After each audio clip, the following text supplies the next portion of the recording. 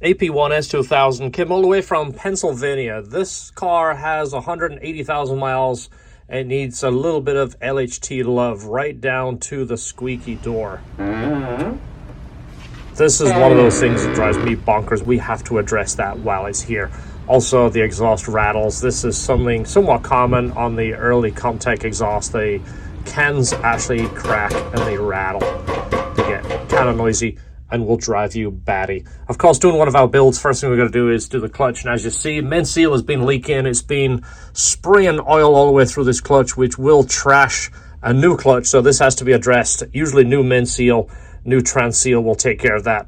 Also, the tube seals were leaking, so the spark plugs were drenched in oil too. We had on the list to do the retainers and keepers, because this is an AP1, but it turns out it's got an AP2 motor in it. So these are the good retainers and keepers, so that's kind of good news for him. We don't have to do that.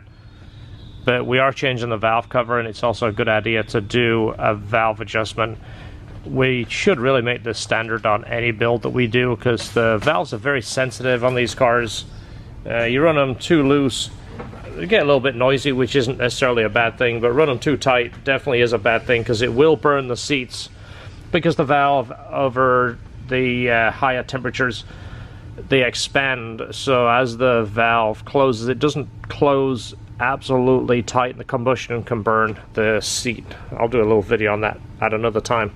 Also, they're very sensitive to setting these up. So many times, the old school way of doing this would be to set the valve on the lowest lobe of the cam, on the base of the cam, which would essentially be here. If this is the peak, this would be the base of the cam. So many times people will use that as the point to set. And according to Honda book, you don't do it that way. This is where it needs to be on number one cylinder. And you see actually how far that lobe is away from the base. It's probably about 25-30 degrees past it. So refer to the Honda book and do it per Honda specs. Don't try and do it tight so it sounds really nice and quiet. You're not doing yourself any favors. Set on number 2 right now. The exhaust has very, very little here and nothing here. I mean, that is enough to cause a misfire, which it did come in with a misfire. There's play on the intake. I'm going to go ahead and measure them anyway, but it's just something that would really, really affect the way the motor runs. It's completely dry, isn't it? Yeah. It's not like broken. It's absolutely dry. Yeah, this thing wasn't on right at all, and it looks like it started to jack up the edge of the mount there. Yeah, it's twisted bad, isn't it? See, but it took the paint off and everything in here. It was on wrong completely. So that's what it should look like. Looks so much better with the new valve cover. The other valve cover was flaking and it was faded. This crossbeam isn't usually painted. It's got a very light dusting of paint. Well, this one has a section cut out of it, so I don't know if an intake has been across here or something, but of course that's now really visible once the airbox is removed. So we're gonna put one of our covers over here. We have the dress-up cover, and I think it will hide that. And some things, I hear this a lot, hey, I know this car isn't as nice as the ones that you're used to working on, and I hate to hear that, because we don't look at this any differently. Really, we make the same money on it, whether it's a 2,000 mile S2000 or 150,000 mile. But one thing with some of these older ones, if they have a little bit of this kind of, you know, areas that needs addressing, it gives us a chance to kind of show you a couple of extra little things that we can do. Like, even this paint doesn't look that nice. You'd be surprised if you get some cleaner wax. This is actually pretty good paint on these cars. Most of the Hondas now, they're not clear coated, so this is kind of like a flat, and it doesn't really accept polish. This is actually nice paint, so you can wax this and make this look so much nicer. Just little things like that will make this whole engine bay start to come alive and starts to show someone cares. This didn't have a battery tie on it, so we're going to give him this battery tie. This is one of our older ones. We have the new style one. But we're just going to give him this because, for one, hey, it has our name on it, and it's a nice little way to show, you know, who was in the engine bay. But it's a safety thing too. It needs a battery tie. We don't want the battery flopping around. But it's little things like that that will start to dress things up, start to look a little bit nicer. So he already had this radiator in there. We didn't sell him one of ours, but we're going to try and clean this a little bit. What I'm going to use is some Scotch-Brite. This is some green, so it's not very heavy. Now, it takes a little bit of elbow grease, what you're going to do is just basically brush the whole thing. Once you get this black out of it, you want to make the strokes longer so you don't get this little stop and start, because it'll look very patchy. Each section here you want to do is one section if you can. Once you get this out, basically you're going to, you know, whatever you do here, one full section right here with no start and stops, and it'll look better. I'm going to go ahead and do this and I'll show you what it looks like. Let me get a different perspective right here. Kind of hard in the light, we've got super bright lights on. This is such a common problem. This is the hose that sits under the VTEC solenoid. When you start getting leaks, that's what happens to the hose. The oil swells it up, and after a while it'll actually burst. There's a new one right there. Look at the difference. It's like 50% smaller.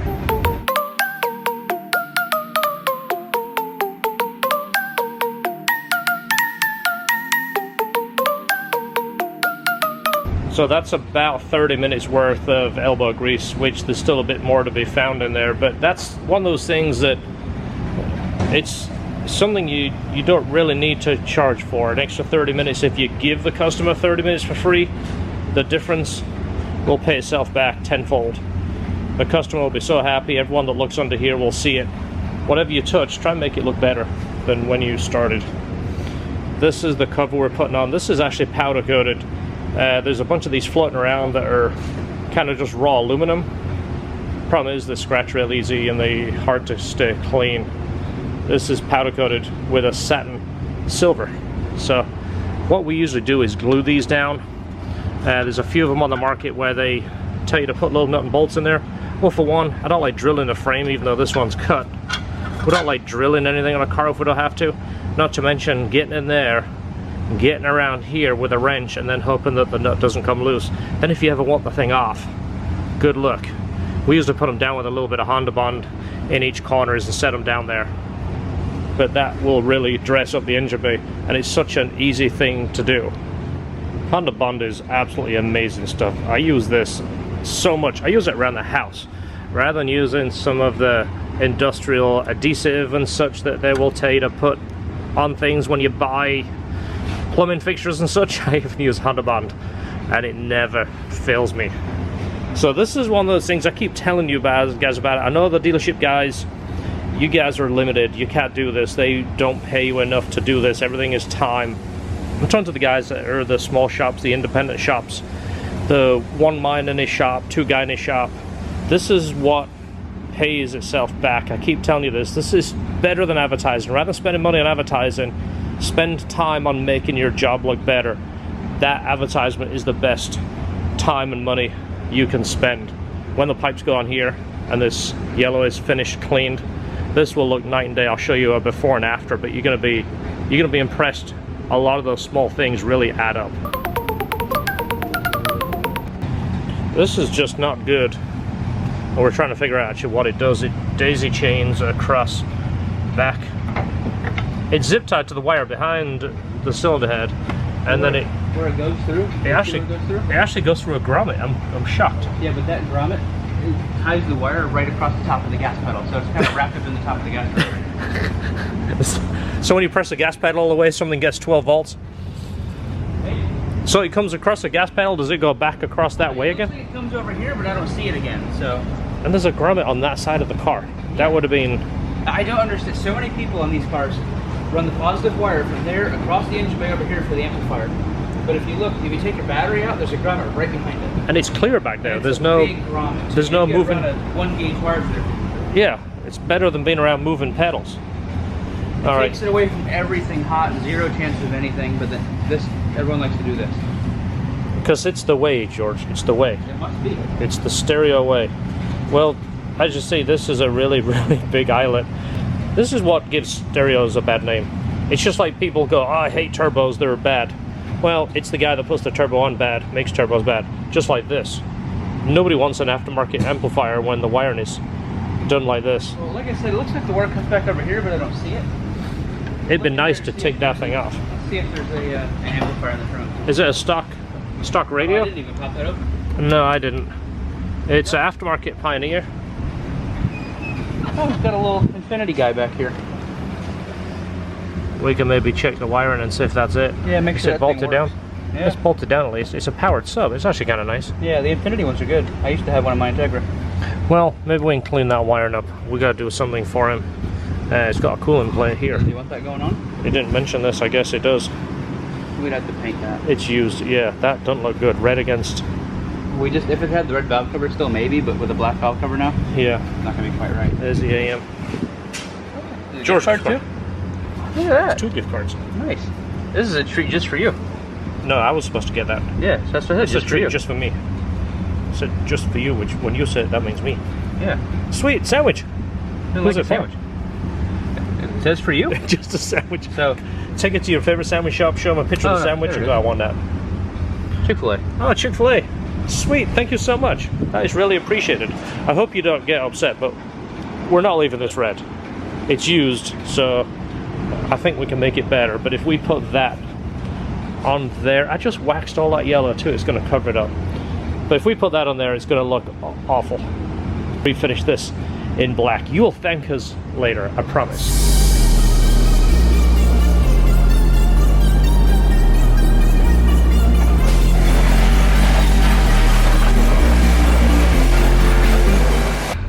People always want to see their fuel pump area, since I've posted it a few times, and there is always, not always, most of the time, activity of rodents in here. I'm just glad that I never see anything when I am the top, but there's always like nest and such that we're going to vacuum out.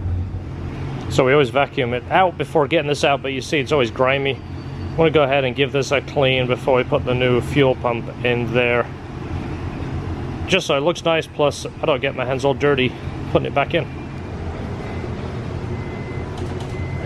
Yep.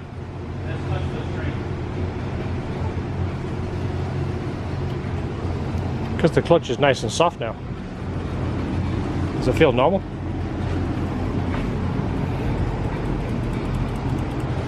Well, that's weird. It's ticking now, so something just not connected somewhere. All that work we did, now the car doesn't start? Yeah, because if it's getting the click, that means it's clicking, so it should be working. the button's working. Yeah. It's down in the hole. Let me get a flashlight.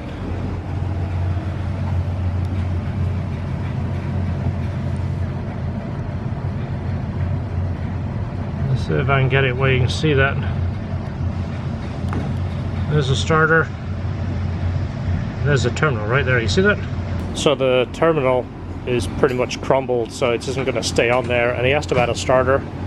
Being 180,000 miles kind of just helps make up our mind that it needs a starter. So we're going to go ahead and put a new one on there. So you can see right here where the terminal is just falling apart, and it's actually loose in there. Let's see if that makes a bigger difference. Without the negative battery terminal, we're not going to get it. This will probably make a big difference. All right, I'll tighten that later. But let's just see if the motor actually makes a sound after like 30 minutes playing with the starter. Ready? Yeah. Makes a big difference.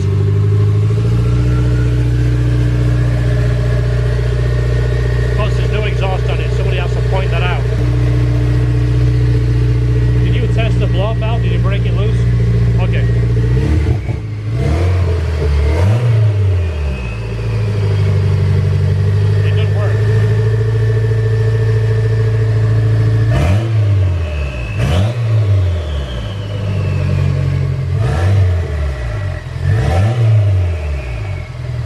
So I did notice the pulley bearings make a little bit of noise. We sell these in the store. We change the bearings on the factory pulleys. Much cheaper. It's pretty easy, and it makes a huge difference.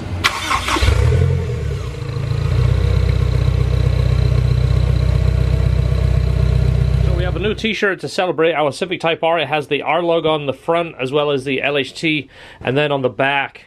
This is really cool. This is almost like a picture. This is a 3-color print of the Civic in white, and I think it really shows off the shape of the car. This is on the back. So check out the LHT store. There is about 20 left. After that, once they're gone, they're gone. We're not making them anymore.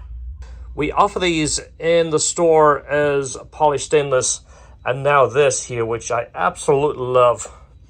It's mirror black powder coat. I even put it in the store as mirror black because I think that is like the shiniest black I've ever seen. I mean, this looks like a detail guy has gone all out on this thing and done a paint correction. These are powder coated, so they're not gonna tarnish. Well, we figured this car was a perfect candidate for this. We're doing the modified Q300, which we've done in the past. And one of the reasons we like that exhaust is it's fairly inexpensive. It just needs a little bit of tweaking and a little bit of LHT love to make it fit and to make it a little bit stronger. One thing we don't like the tips. We put a larger resonator in there and we weld up some of the problem areas that are known for cracking, and then of course modify the whole thing so it fits the car perfect as opposed to being kind of crooked. So check these out in the store, LHTperformance.com.